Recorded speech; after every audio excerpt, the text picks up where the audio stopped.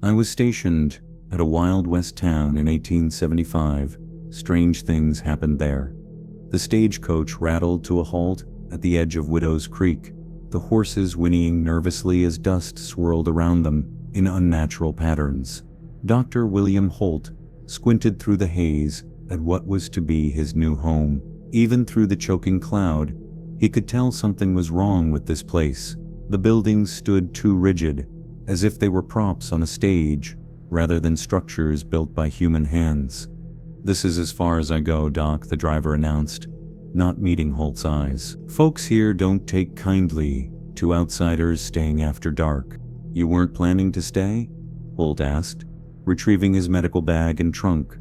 The driver laughed, a hollow sound that held no humor. "Ain't been a man born who could pay me enough to spend a night in this town." He tipped his hat and snapped the reins before Holt could respond.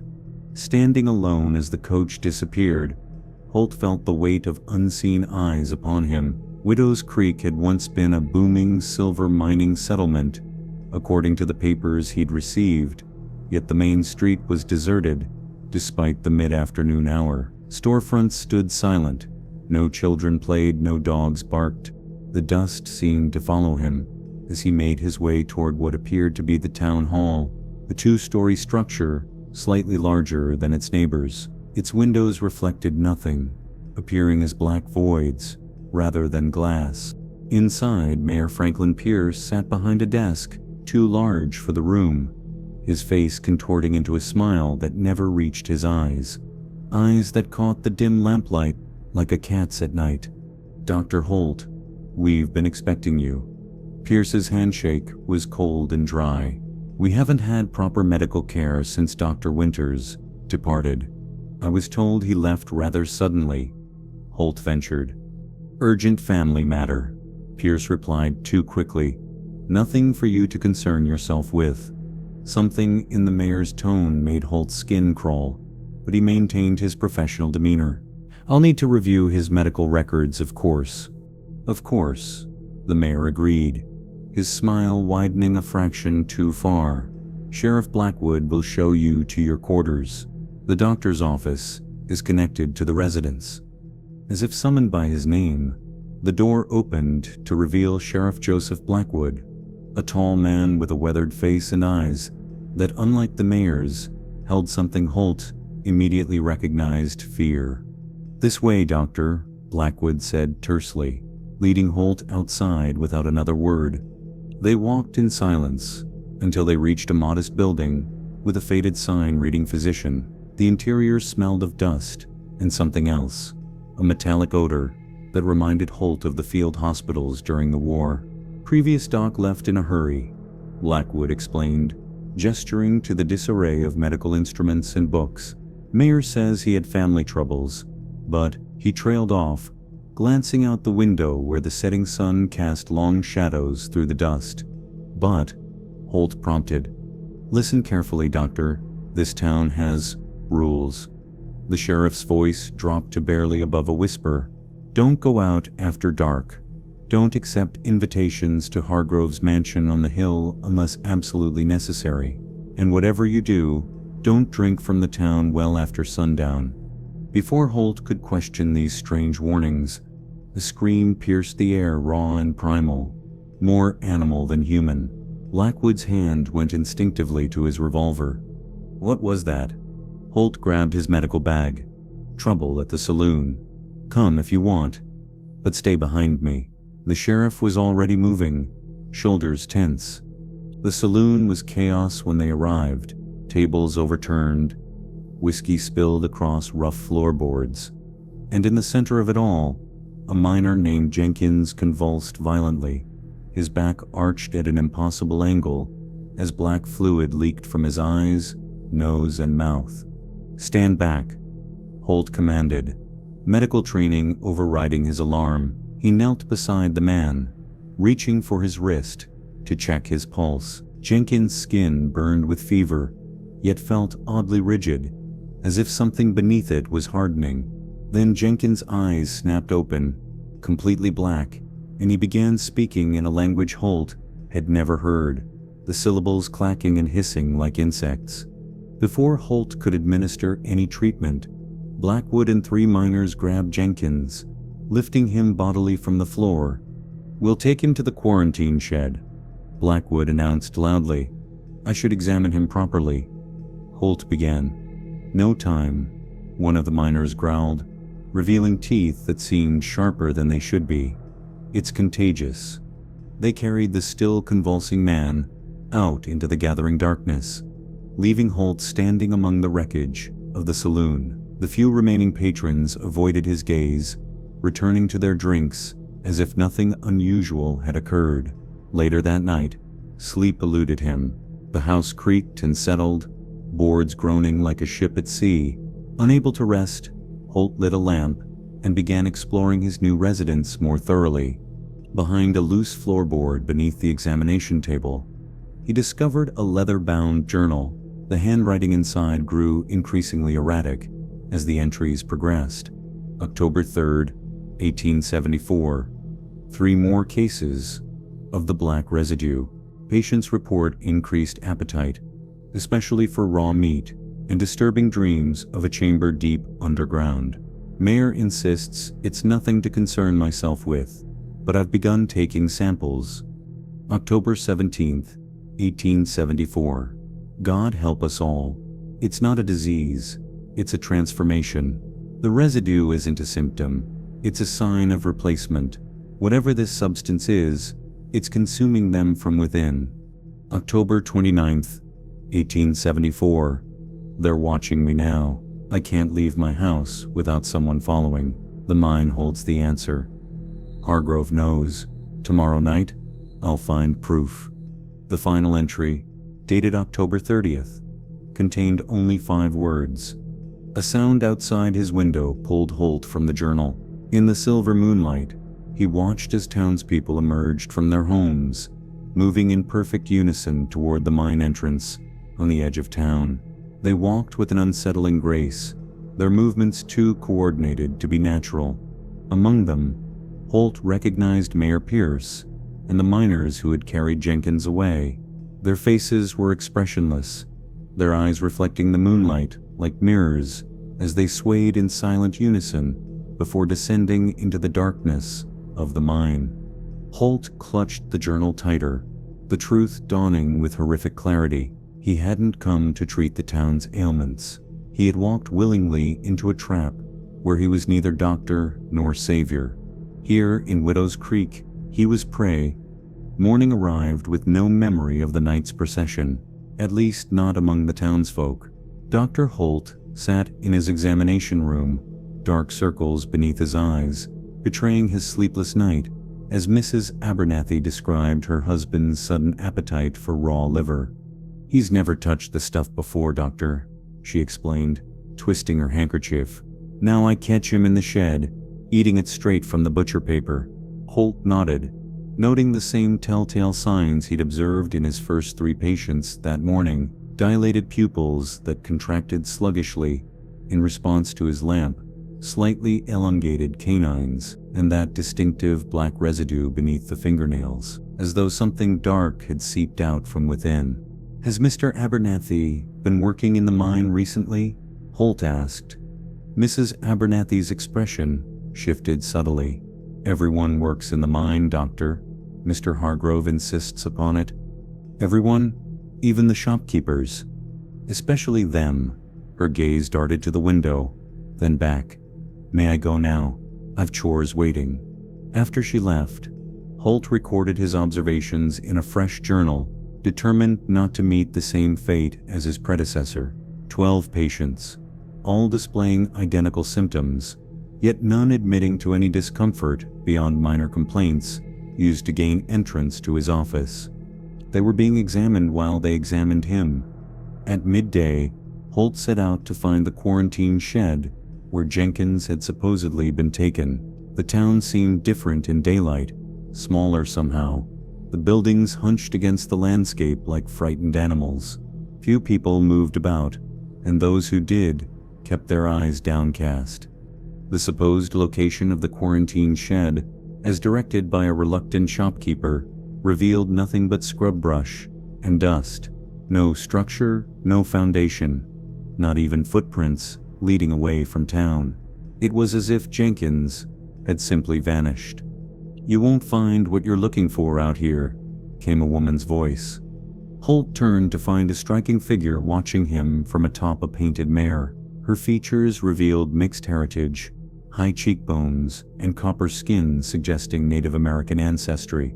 Though her eyes were a startling green, various pouches and plant bundles hung from her saddle. "I'm looking for a patient," he replied cautiously. "No, you're looking for answers."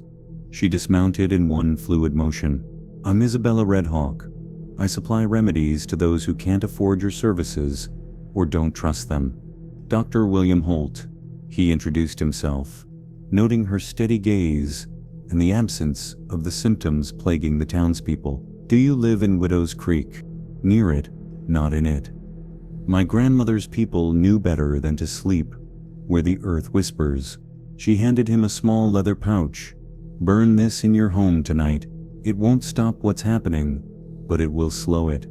"And what exactly is happening, Miss Redhawk?" "The hunger awakens." Her voice took on a rhythmic quality, as if reciting something memorized long ago. "The hollow one feeds, first on silver, then on souls."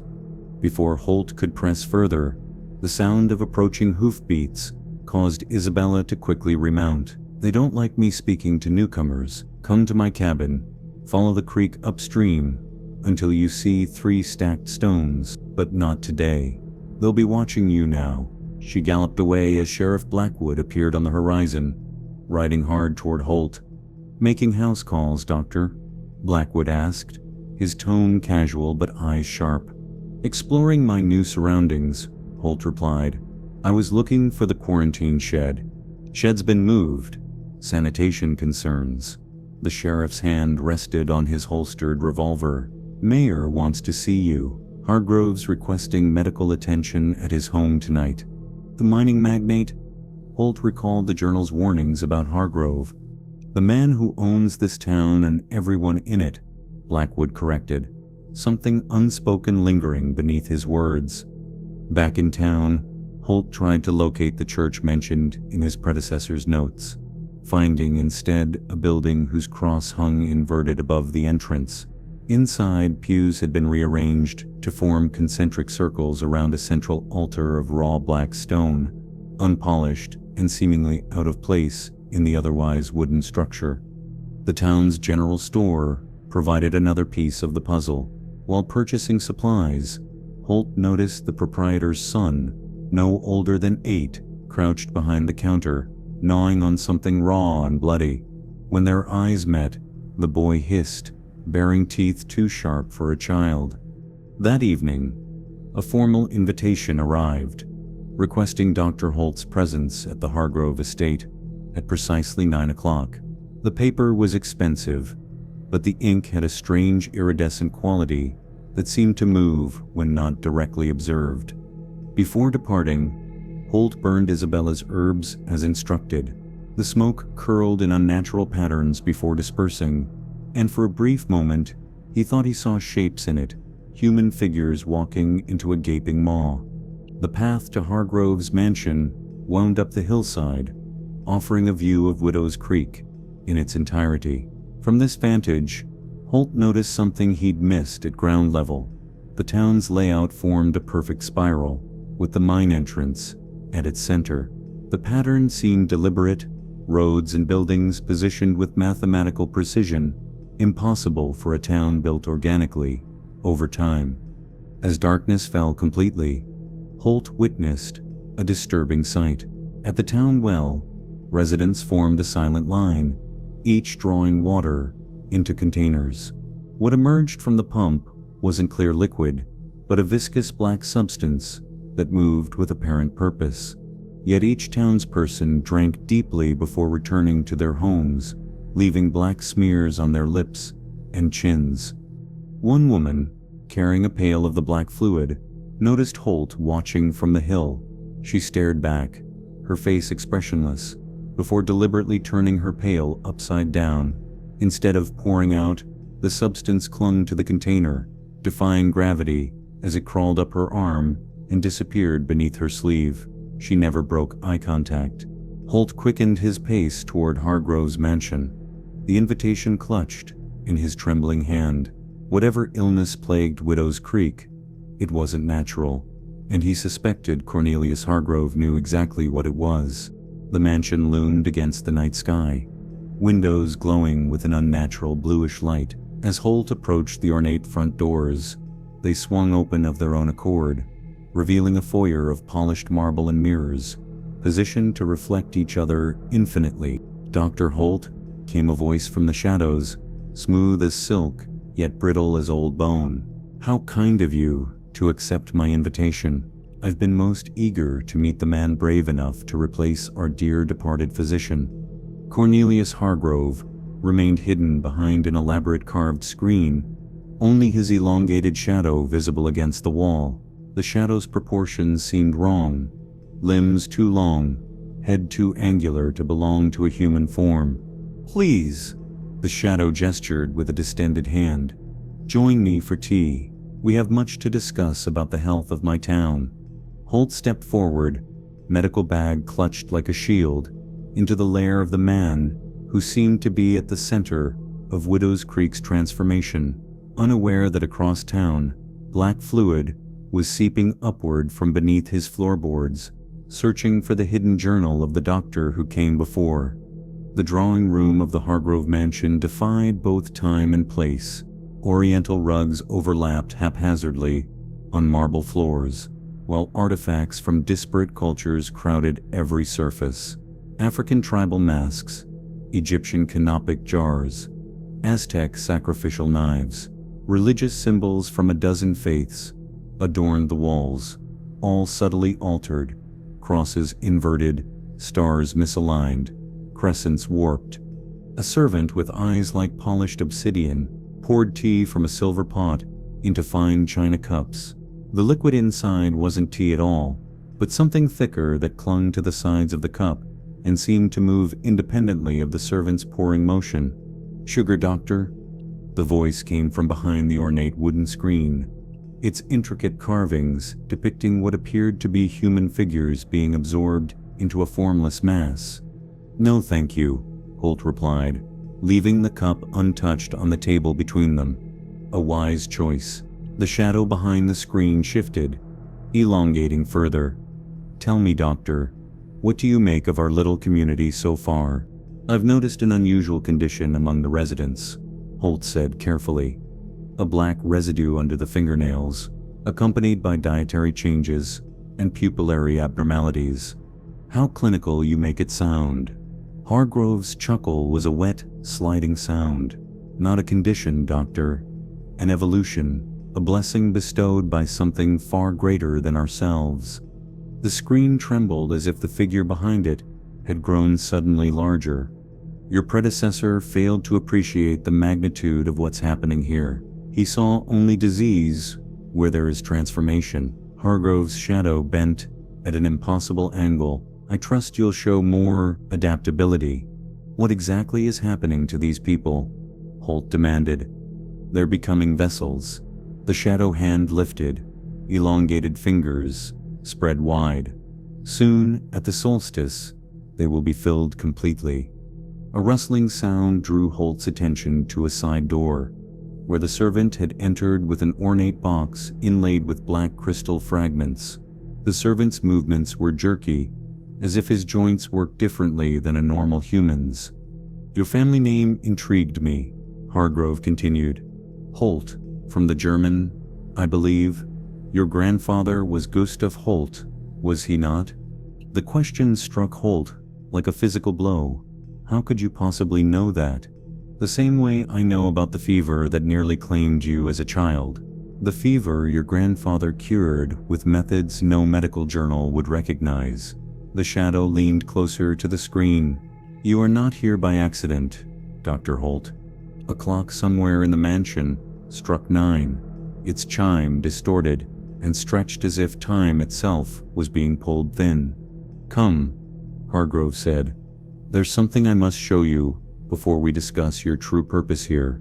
The servant led them through corridors that seemed to shift and extend, passing rooms where shadows moved independently of any light source. They descended a staircase that spiraled far deeper than the house's external dimensions could possibly allow. In a wood-paneled study beneath the mansion, maps covered an entire wall, detailed renderings of the mine with sections marked in red ink that extended far beyond what any official survey documented. At the deepest point, someone had drawn a perfect circle labeled simply, "The Chamber." The silver was never the true treasure, Hargrove explained, still concealed behind a different screen in this room. It merely led us to what slumbered below. And what would that be? Holt asked, studying the maps intently, memorizing their details.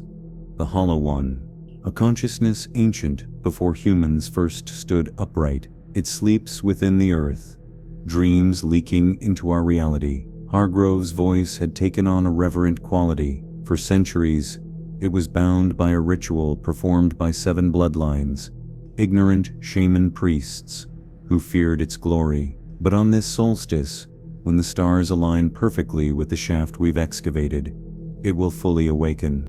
On a nearby desk, Holt noticed a leather-bound ledger, open to a list of names, some crossed out, others circled. He recognized his own name among them, circled in red. You've been bringing people here, Holt realized. Specific people. The descendants must return. Hargrove's shadow convulsed momentarily, willingly or otherwise. A sound like distant chanting echoed up from below, and for an instant, the floor beneath Holt's feet seemed to pulse like a living heart. You should feel honored, Hargrove continued. Your bloodline will witness the rebirth. The others are already arriving, drawn by dreams they don't understand. Holt backed toward the door. I'm afraid I must return to town. A patient requires.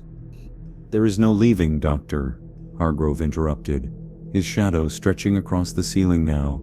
Not until the solstice, not until you've served your purpose. The servant moved with inhuman speed to block the exit, but a gunshot rang out, sending the creature staggering backward. Sheriff Blackwood stood in the doorway, revolver raised. This way, Doc, Blackwood growled. Now, they fled through the shifting corridors, the mansion seeming to resist their escape as doorways narrowed and floors tilted.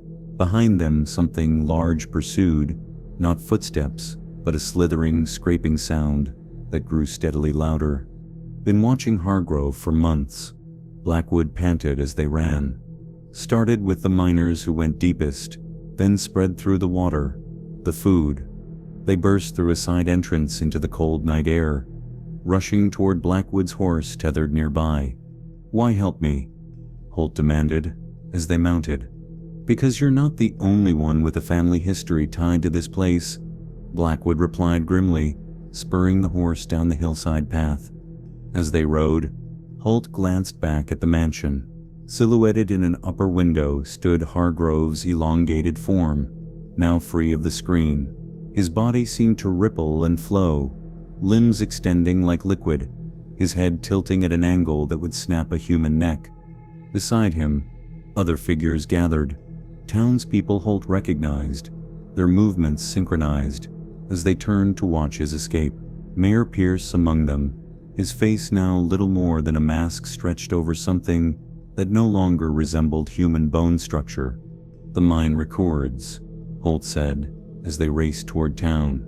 They showed tunnels going far deeper than any mine should, and that circle at the bottom, the heart chamber, Blackwood finished for him, where it partially exists in our world, been that way since before white men came here. The natives knew. They performed a ritual, 7 tribes, 7 sacrifices, to bind it beneath the earth, and Hargrove wants to undo that binding.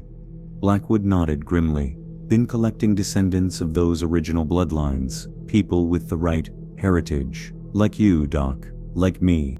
As they reached the edge of town, they slowed to avoid attention. The streets were empty, but windows glowed with that same unnatural blue light. We need to find the woman, Isabella, Holt whispered. The half-breed healer? Risky, Blackwood muttered. But you're right, If anyone knows how to stop this, it's her or her people. They made their way to Holt's quarters, slipping inside through a back entrance. The floorboards where Holt had discovered the journal were pried up. Splinters scattered across the floor. Black fluid formed a trail leading out the front door. They found the journal, Holt realized with dread. Worse, Blackwood said, pointing to a calendar on the wall. Winter solstice is in 3 days. Whatever Hargrove's planning, it happens then. A sound outside drew them to the window. Throughout Widow's Creek, doors were opening simultaneously. Townspeople emerged, moving in perfect unison toward the church, where a bell that hadn't rung in years began a slow, discordant tolling. At the head of the procession stood Cornelius Hargrove, no longer bothering to conceal his transformed state. His body flowed rather than walked, limbs extending and retracting with each movement. Beside him, Mayor Pierce carried a book that Holt recognized immediately as his predecessor's journal. "We need to leave," Blackwood urged, "tonight. Find the healer, figure out how to stop this. And, if we can't?" The sheriff checked his revolver, expression grim. "Then we make sure those things stay buried in this valley, whatever it takes." As if in response, a tremor ran through the town, subtle but unmistakable. Beneath their feet, deep in the earth, something vast was stirring from its ancient slumber. Dawn painted the eastern sky blood red, as Holt and Blackwood crested the ridge above Widow's Creek. Behind them, the town lay unnaturally still, no smoke rising from morning cookfires, no movement in the streets. It might have been abandoned, if not for the sensation of being watched that followed them like an invisible fog. There, Blackwood pointed to a thin plume of smoke rising from a stand of juniper trees along the creek. "That'll be the Red Hawk woman's place." They approached cautiously, their horses growing increasingly skittish as they neared the small cabin. Unlike the rigid, unnatural structures of Widow's Creek, Isabella's home seemed to have grown organically from the landscape, wood weathered to match the surrounding stones, roof covered in living plants. The perimeter was marked by objects hanging from trees, bundles of herbs, animal bones, and smooth stones, with symbols carved into them that made Holt's eyes water when he tried to focus on them too long. "Protection," Blackwood murmured. "Old ways." Isabella appeared in the doorway before they could announce themselves, rifle in hand.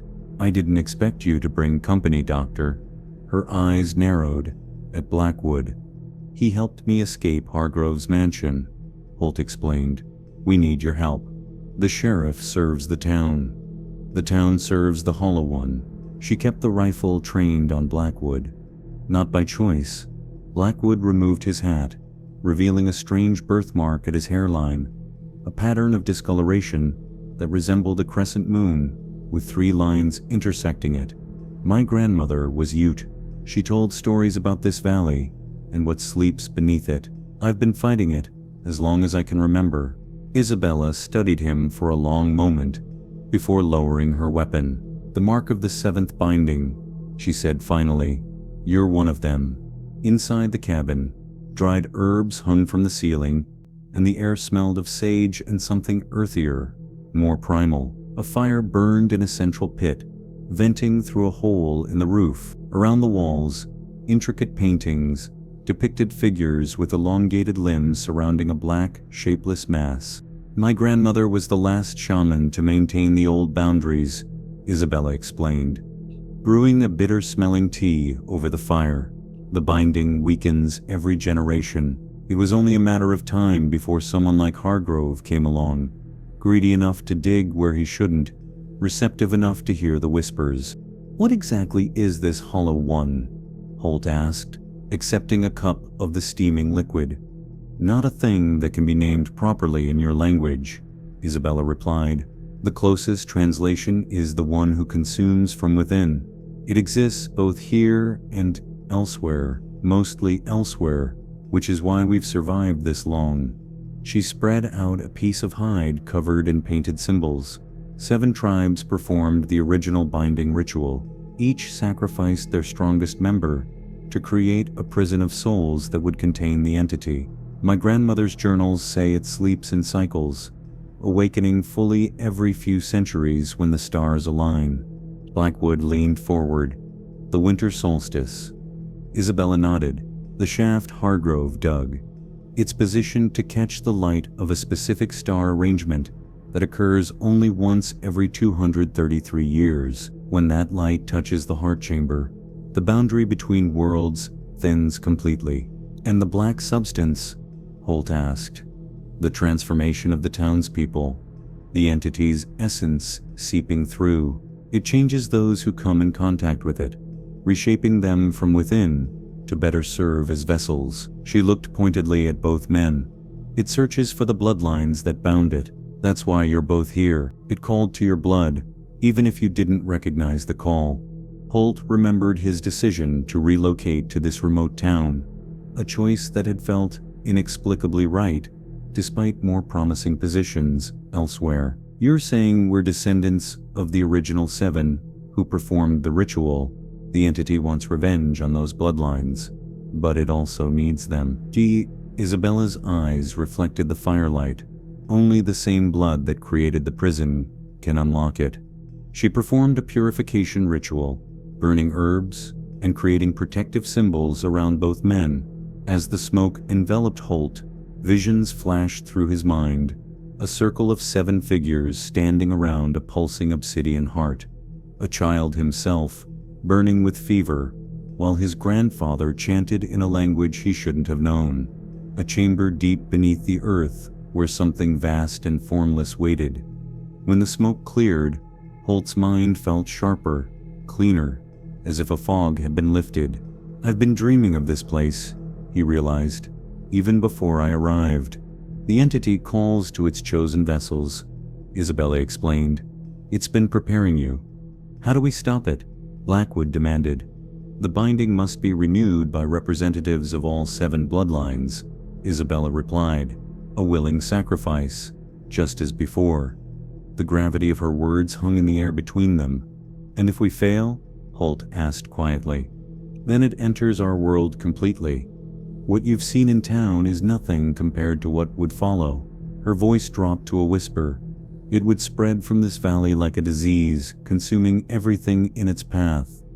As evening approached, they prepared to return to town, under cover of darkness. Isabella provided them with protective pouches and information about the cave system that connected to the mine, a potential route to the heart chamber that might go undetected by Hargrove's transformed minions. The entity is strongest at night, she warned as they mounted their horses. Its influence wanes somewhat with the sun, which is why the townspeople are less coordinated during daylight hours. They had barely reached the edge of the tree line when the attack came, 3 miners emerging from the shadows, moving with the uncanny coordination Holt had observed the night before. Their eyes reflected the dying light like mirrors, and black fluid dripped from their elongated fingertips. The first lunged at Blackwood, moving faster than any human should. The sheriff fired twice, the bullets striking true, but having little effect. The miner's flesh seemed to flow around the wounds, sealing them. Instantly, Isabella grabbed a torch from her saddlebag, thrusting it toward the advancing figures. They recoiled from the flame with inhuman shrieks. "Fire!" she shouted. "They fear it." Holt grabbed a burning branch from their campfire, swinging it in a wide arc that drove back the second miner. The third circled behind, moving in that same unsettling, synchronized manner. Blackwood managed to unseat his attacker with a powerful kick, following with his torch thrust directly into the creature's face. The miner's skin bubbled and hissed where the flames touched it, the human disguise momentarily slipping to reveal something slick and black beneath. All 3 miners retreated into the gathering darkness, their movements becoming more insect-like the farther they moved from the light. "They'll report to Hargrove," Isabella said grimly. "Our time just got shorter." As they rode toward town, Holt was struck by another vision, stronger than before. He saw his grandfather standing over him as a child, pressing a strange medallion to his fevered forehead while chanting. The medallion bore the same symbol he'd seen in Isabella's cabin, one of the 7 tribal markings. "My grandfather," he said suddenly. "He knew about this." "The blood remembers," Isabella replied, "even when the mind forgets." They crested the ridge overlooking Widow's Creek, just as night fell completely. Below, the transformation of the town had progressed visibly. Buildings seemed to lean toward one another as if magnetized, and the streets gleamed wetly in the moonlight, appearing to pulse slightly like veins. At the center of town, the church had changed most dramatically, its steeple now twisted in a spiral, and the walls bulged outward, as if struggling to contain something growing inside. The inverted cross glowed with the same unnatural blue light they'd seen in Hargrove's mansion. From the mine entrance at the edge of town, a column of townspeople emerged, carrying something large and obsidian between them. Even from this distance, Holt could see it pulsing like a monstrous heart. "They're bringing pieces of it to the surface," Isabella whispered in horror. "Hargrove isn't waiting for the solstice. He's trying to speed the awakening." Sheriff Blackwood's hand went to the birthmark at his hairline, his expression hardening with resolve. "Then neither can we. How do we find the other bloodlines?" "We start with the journal," Holt said. "My predecessor was tracking the transformation. He might have identified others who resisted it, potential bloodline carriers." As they watched, the procession below reached the church. The massive obsidian fragment was carried inside, and a sound rose from the gathered townspeople, not quite a cheer, but a rhythmic humming that vibrated through the air and made the ground beneath their feet tremble in response. "We need to move," Isabella urged, dousing her torch. "There's a cave entrance half a mile east that connects to the lower mine levels. We can use it to retrieve the journal without being seen." As they turned their horses away from the overlook, Holt caught a glimpse of something that chilled him more than anything else he'd witnessed. In the crowd below, a familiar figure stood apart from the synchronized movements of the others. Mayor Pierce, staring directly up at their position on the ridge, his face split in an impossibly wide smile that gleamed wetly in the moonlight. They had been discovered. The cave entrance was little more than a fissure in the hillside, concealed by scrub brush and years of accumulated debris. Isabella led them through the narrow opening, their lanterns casting grotesque shadows against limestone walls etched with symbols older than any written language. "My grandmother's people marked safe passages," Isabella explained, tracing a spiral pattern carved into the stone, and warned of dangerous ones. The air grew increasingly stale as they descended, carrying a metallic taste that coated Holt's tongue. Occasionally, a distant rhythmic sound reached them, not quite machinery, not quite chanting, emanating from somewhere deep below. Hargrove's silver mine began as a legitimate operation, Blackwood explained as they navigated the twisting passages, but after they hit the first vein of black crystal instead of silver, things changed. Miners started disappearing into the deeper levels, never came back up, at least not as themselves.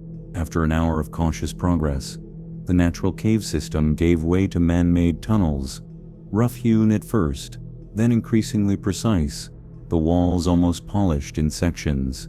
Support beams bore the Hargrove Company mark, but the wood had been altered, twisted into unnatural configurations that somehow still maintained structural integrity. "This doesn't look like standard mining technique," Holt observed, studying the unusual excavation pattern. "Because it wasn't done by human hands," Isabella whispered. "Not entirely." They reached a junction where the mine shaft split in 3 directions. The left passage was standard width, illuminated by the familiar glow of miners' lamps. The right was similar, though darker, but the central tunnel was different, larger, its entrance forming an almost perfect arch, descending at a steeper angle into darkness. "The official mine records only show the side passages," Blackwood said. "That center one isn't on any map except the one in Hargrove's study." "It's older than the mine," Isabella added, pointing to markings around the arch that matched those from the cave. Much older, a distant sound of metal on stone echoed from the left passage. Lanterns swayed in the darkness, approaching. Down the middle, Blackwood decided, drawing his revolver. Quickly, the central tunnel descended in a perfect spiral, each curve exactly matching the previous one. The walls were no longer rough stone, but a smooth, almost glassy black substance that reflected their lantern light in unpredictable ways, sometimes absorbing it completely, sometimes intensifying it blindingly. Black crystal, Isabel explained, careful not to touch the walls. The tunnel eventually opened into a vast chamber where dozens of miners worked in eerie silence. Some operated drilling equipment with mechanical precision. Others carried baskets of excavated crystal to a central pile. Most disturbing were those who seemed to be partially embedded in the walls themselves, arms and legs, disappearing seamlessly into the black crystal surface as they chiseled with their free limbs. "My God," Holt breathed. "They're becoming part of it." They retreated into a side passage before being spotted, finding themselves in what appeared to be an overseer's office.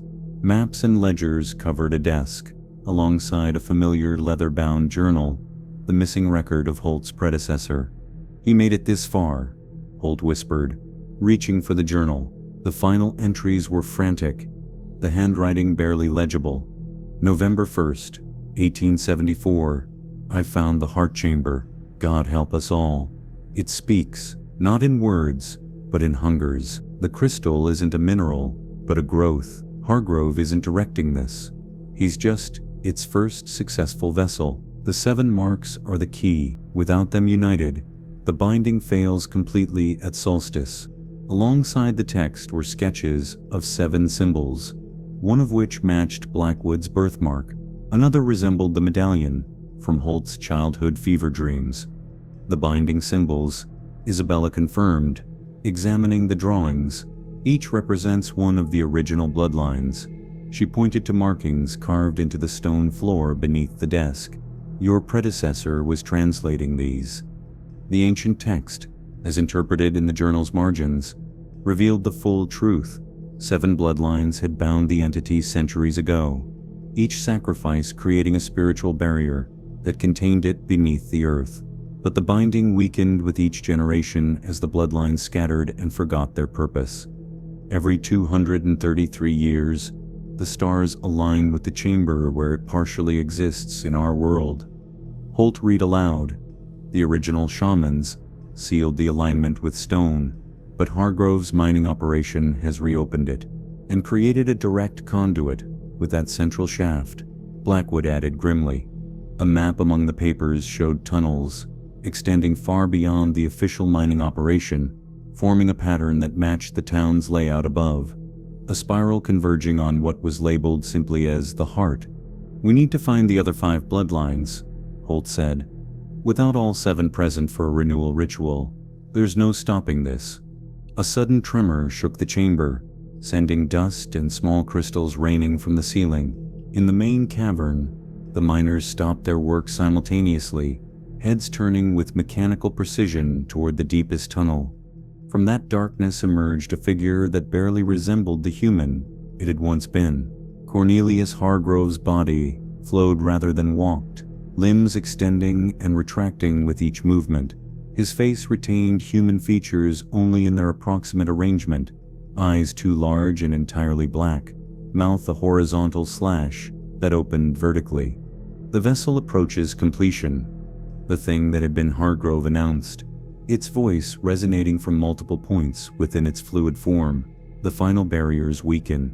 Prepare the church for the fragments." The miners responded with a synchronized hum that vibrated painfully in Holt's skull. Hargrove's form suddenly stiffened, head swiveling toward their hiding place with inhuman speed. "The bloodlines have returned," it hissed, a sound like escaping steam. "Find them." "Run," Isabella whispered, gathering the journal and map. They fled through the darkness, pursued by the sound of dozens of miners moving in perfect coordination. The smooth black walls of the central tunnel now seemed to ripple as they passed, reaching out with tendrils that brushed against their clothing. At a junction, Isabella pulled them sharply left, into a narrower passage the miners would have difficulty navigating. The tunnel inclined steeply upward, leading them through a section where crystal formations had grown into shapes disturbingly reminiscent of human forms frozen in poses of agony. "We're beneath the church now," Blackwood realized as they emerged into a small cavern, where natural stone gave way to a brick foundation. A final narrow chimney led them upward, emerging behind the altar in the transformed church. The building was empty of people but filled with black crystal formations arranged in concentric circles. At the center stood the massive obsidian fragment they'd seen being transported earlier, pulsing visibly now like a monstrous heart. They slipped out through a side door into the pre-dawn darkness. Widow's Creek had transformed further overnight. Buildings now leaned at impossible angles, yet somehow remained standing. The streets glistened wetly, appearing to breathe slightly with each pulse from the church's crystal heart. "We have less than 2 days until the solstice," Holt said, clutching the journal, as they made their way cautiously toward his office. "We need to identify the other bloodlines and gather them here." "Not here," Isabella corrected. "Yet, the heart chamber. That's where the original binding took place, and that's where it must be renewed." The journal provided their first lead, a list of patients who had shown unusual resistance to the black residue, with notes about their family histories. 5 names were circled, with annotations about distinctive birthmarks or family heirlooms matching the binding symbols. "These people came to town within the last 6 months," Blackwood noted, reviewing the list. "Just like you, Doc, the entity has been calling its binders to it." "Or Hargrove has been," Holt suggested. The journal mentions telegraph records and stagecoach passenger lists in his study. As dawn broke, they formulated their plan. Blackwood would investigate the locations of the 5 potential bloodline carriers. Isabella would prepare the materials needed for the binding ritual. Holt would retrieve his medical bag from his office. It contained his grandfather's pocket watch, which he now realized bore one of the binding symbols. "Be careful," Isabella warned, as they separated. "The transformed are stronger at night, but they're still dangerous by day, and Hargrove, he's something else entirely now." Holt approached his office cautiously, finding the door ajar and the interior ransacked. Black fluid stained the examination table and walls, forming patterns that seemed almost like writing in an alien script. His medical bag lay open on the floor, contents scattered, but the pocket watch was missing. A sound from the back room froze him in place. Someone, or something, was still there, moving with a wet, sliding sound across the floorboards. "I wondered when you'd return, Doctor," came Mayor Pierce's voice. Though the cadence was wrong, syllables stretched and compressed unnaturally. "We've been most concerned about your health." The mayor stepped into view, his form still mostly human, except for his eyes, now entirely black, and his hands, which had elongated into tapered appendages that dripped with the same black fluid staining the walls. "The solstice approaches," Pierce continued, head tilting at an unnatural angle. "All 7 must be present. All 7 must be prepared." In his twisted hand, Pierce held Holt's grandfather's pocket watch. "That doesn't belong to you," Holt said, eyeing his grandfather's watch in Pierce's elongated fingers. "Nothing belongs to anyone anymore," Pierce replied, his voice bubbling as if spoken through liquid. "All will be absorbed. All will be hollow." Holt lunged for his medical bag, retrieving the scalpel he kept in a concealed pocket. Pierce moved with inhuman speed, closing the distance between them in a single fluid motion. The transformed mayor's flesh yielded like soft clay when Holt slashed with the scalpel, but sealed instantly behind the blade. A gunshot thundered in the confined space. Sheriff Blackwood stood in the doorway, revolver smoking. The bullet had passed through Pierce's torso, leaving a hole that closed even as Holt watched. The binding symbols, Isabella shouted from behind Blackwood. "They're vulnerable to them." Holt dove for the watch, his fingers closing around the cold metal. The symbol engraved on its case flared with blue light, and Pierce recoiled with a shriek of genuine pain. Where Holt had touched him with the watch, the mayor's transformed flesh blackened and cracked like drought-stricken earth. They retreated from the office, Pierce's inhuman wails following them into the street. The few townspeople visible at this early hour turned in unison to track their movement, but kept their distance from the glowing watch in Holt's hand. "It's true," Isabella said, as they took shelter in the abandoned livery stable. "The binding symbols repel the entity's influence. They're fragments of the original ritual, carried through bloodlines." "Did you find the others?" Holt asked Blackwood, still clutching the watch like a talisman. "4 of them," the sheriff replied grimly. "All arrived by stagecoach within the past month, just like you. All reported strange dreams drawing them here." He laid out a rough map on a hay bale. "Hargrove's been collecting them. 3 are being held at the mansion. The 4th is hiding in an abandoned mine office at the edge of town. And the 5th? Blackwood's expression darkened. "Telegraph records show someone named Elaine Collins was scheduled to arrive yesterday. Stage never made it. Found it abandoned halfway from Silverton. Driver and passengers missing." "We're running out of time," Isabella warned, glancing at the position of the morning sun. "The solstice is tomorrow night." Their plan formed quickly from necessity. They would retrieve the 4th bloodline carrier from the abandoned office, then use the binding symbols they possessed to fight their way into Hargrove's mansion and free the others. With 6 of the 7 bloodlines represented, they would enter the mine through the cave system and attempt to perform a modified version of the binding ritual. "And the 7th bloodline?" Holt asked. Isabella's eyes met his. The abandoned mine office stood at the farthest edge of town, its windows boarded and doors secured with a heavy chain. As they approached, Holt sensed something was wrong.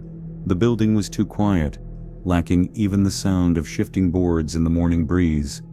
Blackwood drew his revolver, motioning for them to stay back as he circled to a side window. His sharp intake of breath confirmed Holt's fears. Inside, they found the body of a young man sprawled across a desk. His throat had been torn open, black fluid mixing with drying blood. On his inner wrist, a birthmark in the shape of one of the binding symbols was clearly visible. "They're eliminating the bloodlines," Isabella whispered in horror. "If they kill all 7 descendants before the solstice, then there's no one to renew the binding," Holt finished. "The entity enters our world completely."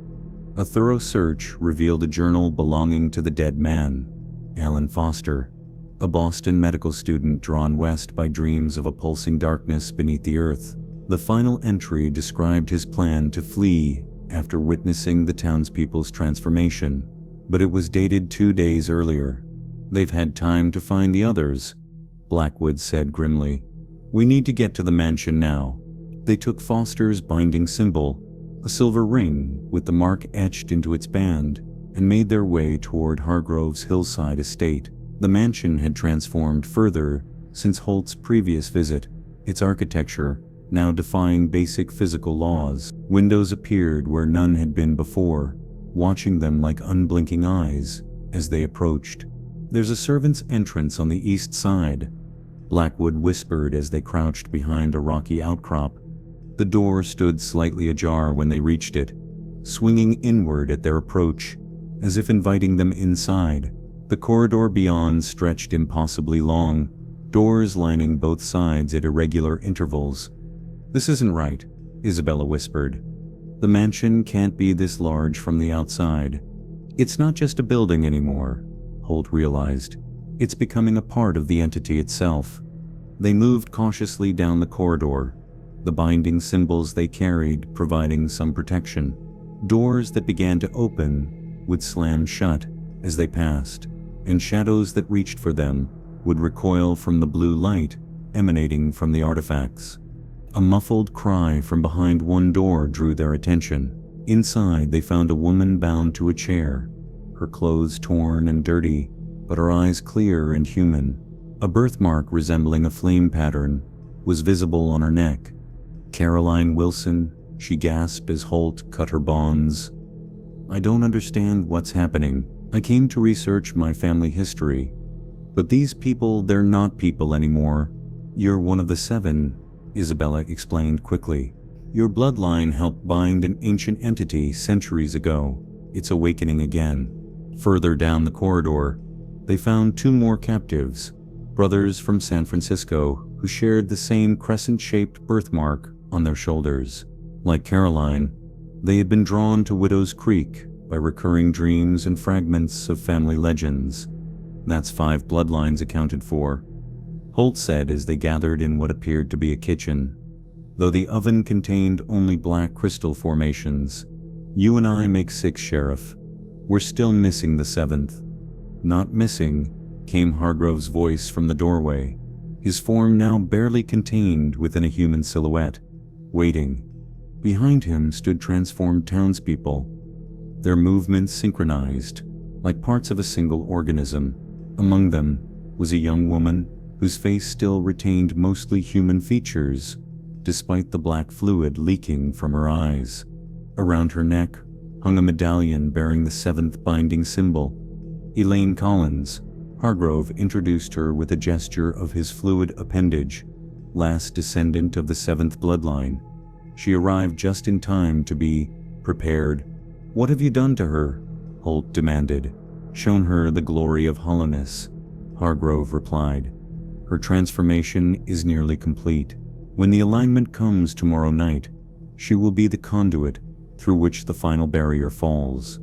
"And you?" Blackwood asked, his hand on his revolver. "What do you get out of this?" Hargrove's face rippled, features rearranging into an approximation of a smile. "Transcendence.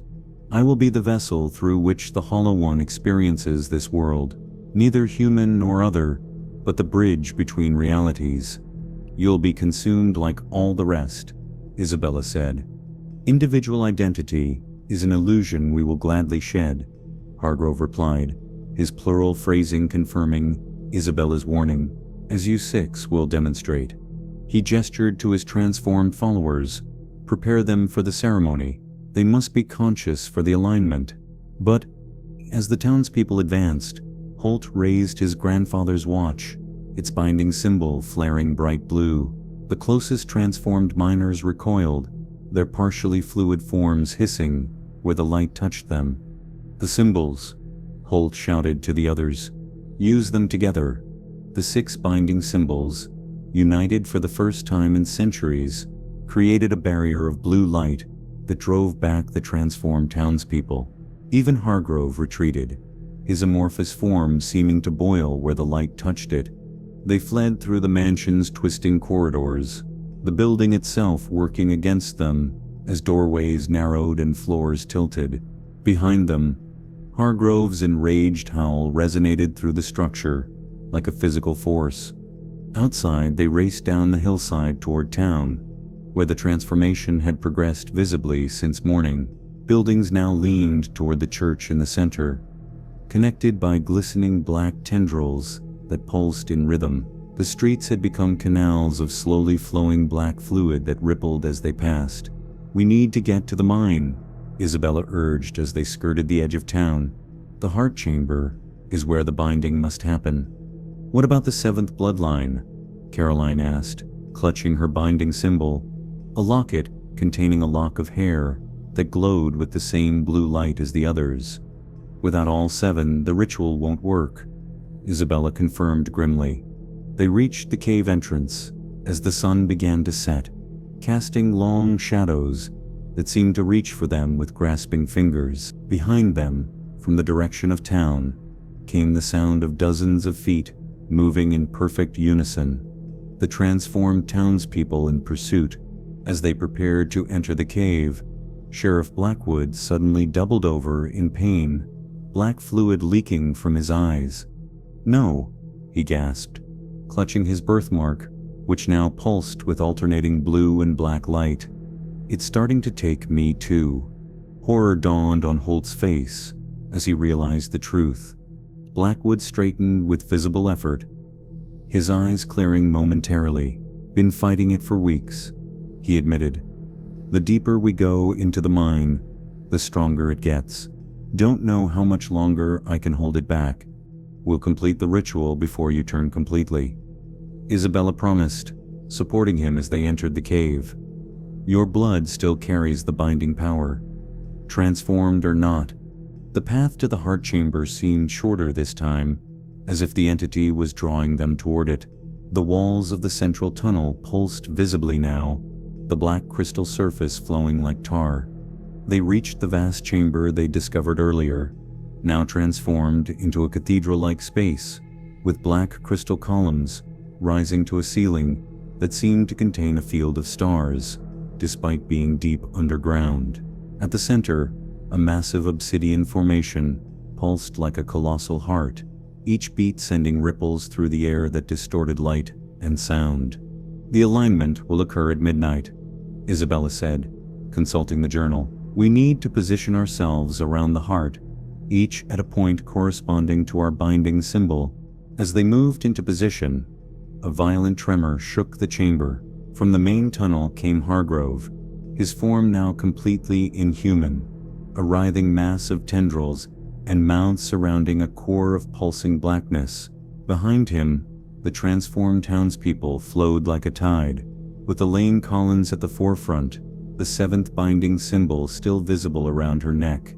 You are too late. Hargrove's voice emerged simultaneously from a dozen mouths. The vessel is prepared. The alignment approaches. The Hollow One awakens. Above them, through a shaft in the ceiling precisely engineered for this moment, the first star of the alignment became visible in the night sky. The central chamber pulsed with each beat of the massive obsidian heart, reality distorting around them like ripples in a black pond. Above, through the engineered shaft, stars began to align in a configuration that occurred only once every 233 years. The air grew dense, difficult to breathe, as if the boundary between this world and another was already thinning. Take your positions, Isabella commanded, her voice steady despite the horror surrounding them.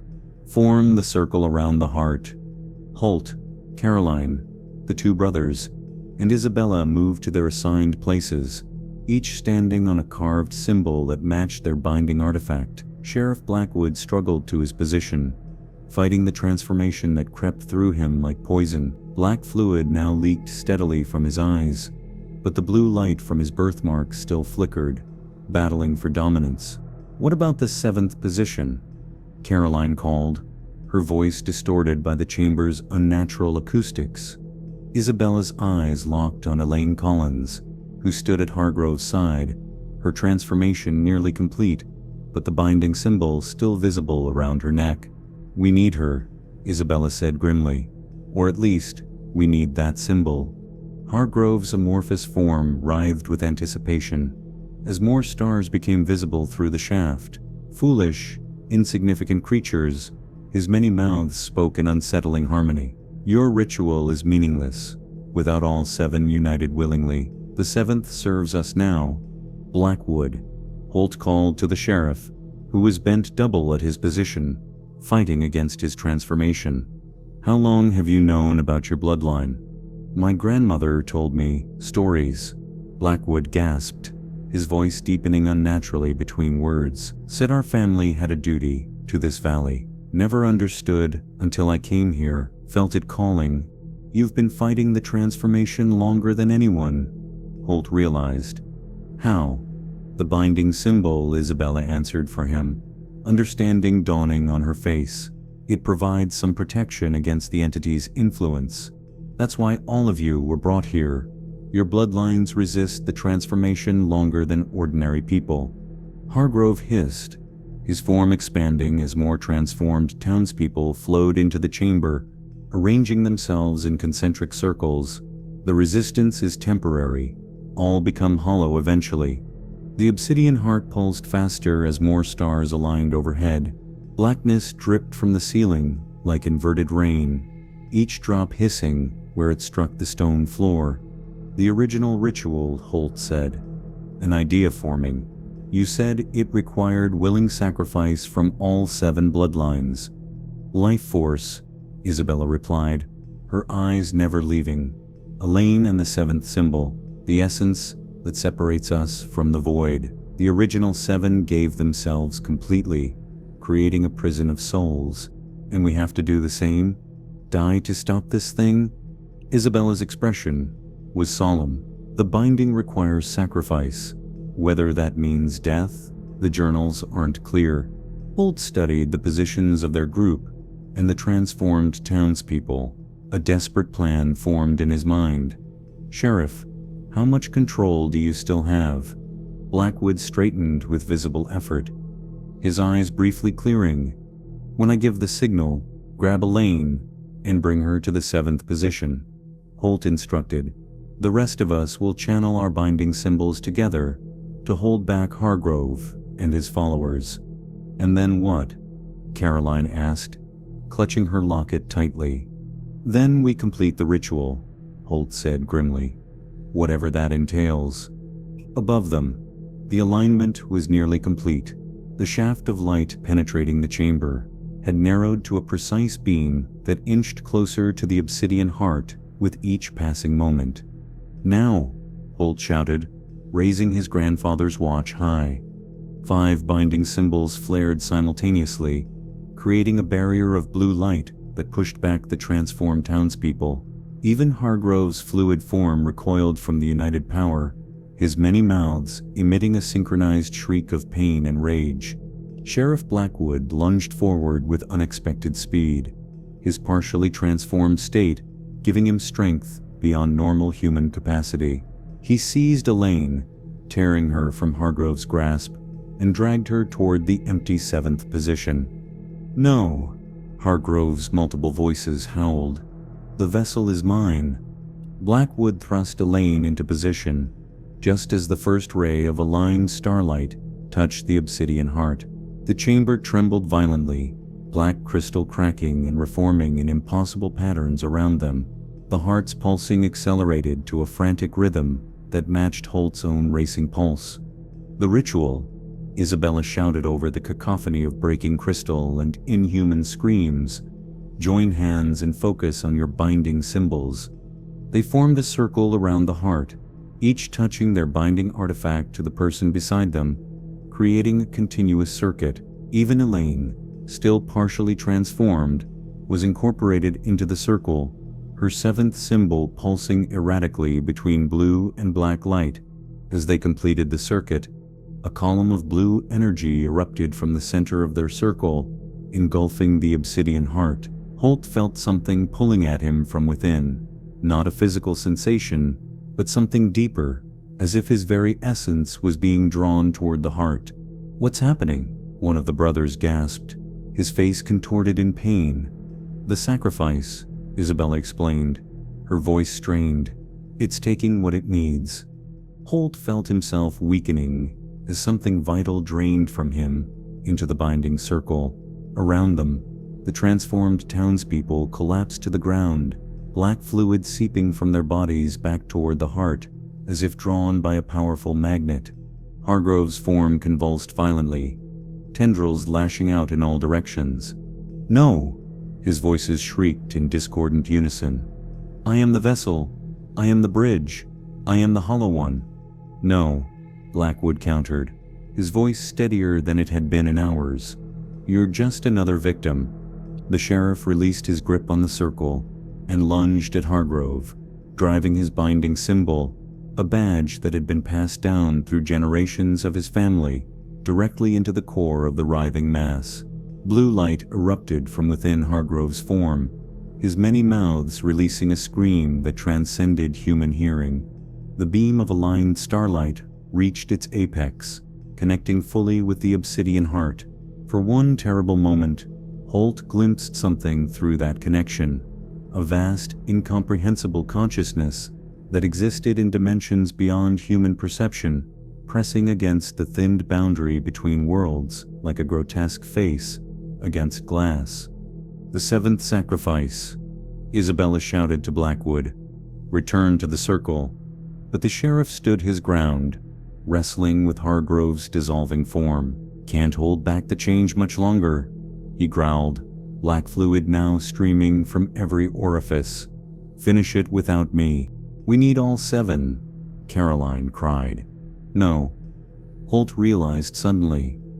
"We need 7 binding symbols in the circle, not necessarily 7 separate people." Understanding dawned on Isabella's face. The original ritual, 1 member from each tribe carried all 7 symbols back to their people, ensuring the knowledge survived. "Exactly," Holt confirmed. "Sheriff, your binding symbol, throw it into the circle." With the last of his human strength, Blackwood tore the badge from his chest and hurled it toward them. It landed at the center of their circle, directly beneath the obsidian heart, completing the pattern of 7. The effect was immediate and catastrophic. The chamber walls buckled inward as reality itself seemed to fold around the heart. The obsidian surface cracked, blue light pouring from within. The aligned starlight fractured into a spectrum that bathed the chamber in otherworldly colors. Holt felt something fundamental shifting within him, not being drained away as before, but transformed. Through the binding connection, he sensed the same change occurring in the others. They weren't losing their life force. They were becoming vessels of a different sort, prisons for fragments of the entity. "It's working," Isabella gasped, her eyes wide with understanding. "We're not destroying it, we're binding it within ourselves." The obsidian heart shattered with a sound that existed beyond normal hearing, each fragment dissolving into the air like black smoke. Where Hargrove had stood, nothing remained but a humanoid outline burned into the stone floor. The transformed townspeople convulsed simultaneously, black fluid erupting from them in geyser-like streams that evaporated before touching the ground. Their bodies reverted to human form, unconscious but alive. The transformation reversed. Sheriff Blackwood alone remained partially changed, his body frozen in mid-transformation, as the conflicting energies of binding symbol and entity fought for dominance within him. Then, with a final pulse of blue light from the 7 binding symbols, the chamber fell silent. The alignment above had passed, the engineered shaft now showing only ordinary night sky. Holt felt strange, lighter yet somehow heavier, as if carrying something ancient within him. The others appeared similarly affected, their expressions a mixture of confusion and grim understanding. "Did we stop it?" Caroline asked, her voice barely above a whisper. "Not stopped," Isabella replied, examining her hands, which occasionally seemed to shimmer with traces of black beneath the skin. "Contained within us. 7 prisons instead of 1, Holt realized. "We've become the binding." They gathered around Sheriff Blackwood, who lay motionless on the chamber floor. His form had reverted mostly to human, though his eyes remained unnaturally reflective in the dim light. "Will he survive?" one of the brothers asked. "Part of him," Isabella answered softly. "The binding is strongest in him now. He absorbed the brunt of the entity's essence when he broke the circle." "And the townspeople?" Holt asked. "They'll awaken with no memory of their transformation," Isabella explained. "A blessing, perhaps." 6 months later, a government surveyor stood at the edge of what had once been Widow's Creek. His report would note only that the town had been abandoned, its buildings empty, its mine collapsed. No signs of violence or hasty departure, just a community that seemed to have collectively decided to leave. On the hillside above the ghost town, he discovered 7 graves arranged in a perfect circle, each marked with a symbol he couldn't identify. His attempts to sketch these symbols in his notebook failed repeatedly, his pencil breaking or his hand cramping inexplicably. What he failed to note in his report was the persistent sensation of being watched that followed him throughout his survey, or how, when standing at the collapsed mine entrance, his instruments detected something massive shifting deep beneath the earth, as if troubled by dreams. The graves, of course, were empty. 7 vessels walked away from Widow's Creek, carrying fragments of an ancient entity within them, bound by blood and sacrifice, to contain what could never be destroyed. In a busy San Francisco hospital, Dr. William Holt treated patients with steady hands that sometimes trembled when he was alone. Occasionally, patients with particularly observant eyes would comment on the strange way light reflected in the doctor's gaze, especially in dimly lit rooms.